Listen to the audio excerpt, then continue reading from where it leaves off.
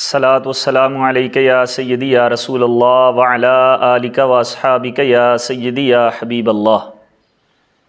امام ترمذی رحمۃ اللہ تعالی علیہ نے ظہر کی نماز کے اوقات کے حوالے سے جو احادیث کریمہ نقل فرمائی ہیں وہ تعداد میں 4 ہیں۔ 4 احادیث کریمہ امام ترمذی رحمۃ اللہ تعالی علیہ اس بارے میں لائے ہیں کہ نماز ظہر کو جلدی ادا کرنا چاہیے یا دیر سے ادا کرنا چاہیے۔ نماز ظہر کو جلدی ادا کرنا مستحب ہے یا دیر کے ساتھ ادا کرنا مستحب ہے، ان 4 احادیث میں امام ترمذی رحمۃ اللہ تعالی علیہ جو لے کے آئے ہیں ظہر کے اوقات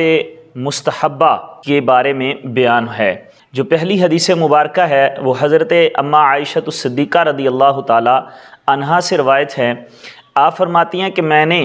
نبی اکرم نور مجسم صلی اللہ علیہ وآلہ وسلم اور حضرت ابو بکر صدیق اور حضرت عمر فاروق رضی اللہ تعالی عنہما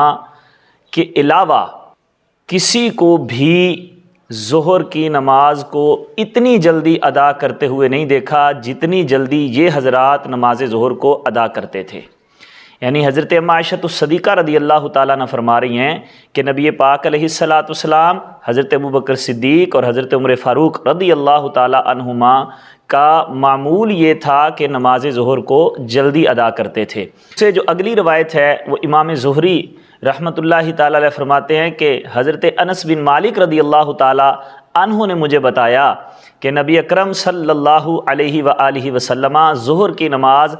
اس وقت ادا کر لیتے تھے جب سورج ڈھل جاتا تھا، یعنی ابھی زوال کا وقت ختم ہوا، جب ڈھلنا شروع ہوا تو اسی وقت حضور نماز ظہر ادا فرما لیتے تھے۔ ان 2 احادیث سے یہ ثابت ہوتا ہے کہ نبی پاک علیہ السلام نماز ظہر کو جلدی ادا کرتے تھے۔ اس سے جو اگلی 2 احادیث کریمہ ہیں ان میں پہلی حدیث جو ہے وہ حضرت ابو ہریرہ رضی اللہ تعالیٰ عنہ سے روایت ہے۔ وہ فرماتے ہیں کہ نبی اکرم صلی اللہ علیہ وآلہ وسلم نے ارشاد فرمایا جب گرمی شدید ہو جائے تو نماز کو ٹھنڈا کر کے ادا کرو۔ اس سے نماز سے مراد نماز ظہر ہے۔ جب گرمی شدید ہو جائے تو حضور فرماتے ہیں نماز کو ٹھنڈا کر کے ادا کرو کیونکہ گرمی کی شدت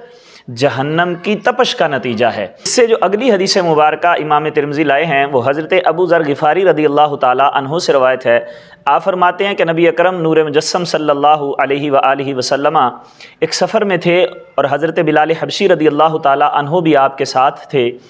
حضرت بلال حبشی رضی اللہ تعالی عنہ نے جب سورج ڈھلا اور ظہر کا وقت شروع ہوا تو آپ نے ارادہ کیا کہ میں اذان کہوں، تو نبی پاک علیہ السلام نے ارشاد فرمایا کہ نماز ظہر کو ٹھنڈا کر کے ادا کرو۔ پھر تھوڑی دیر کے بعد جب گزر گئی، جب حضرت بلال حبشی رضی اللہ تعالی عنہ کو محسوس ہوا کہ اب ٹھنڈک ہو گئی تو انہوں نے پھر اذان دینے کا ارادہ کیا، تو پھر نبی پاک علیہ السلام نے ارشاد فرمایا کہ نماز ظہر کو ٹھنڈا کر کے ادا کیا کرو۔ پھر راوی کہتے ہیں کہ ہم نے ٹیلوں کے سائے دیکھ لیے، پھر حضور علیہ السلام نے ارشاد فرمایا کہ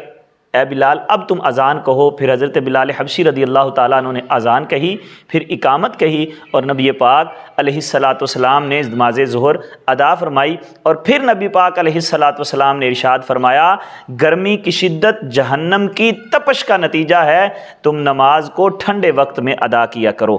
تو جو پہلی 2 احادیث کریمہ ہیں ان میں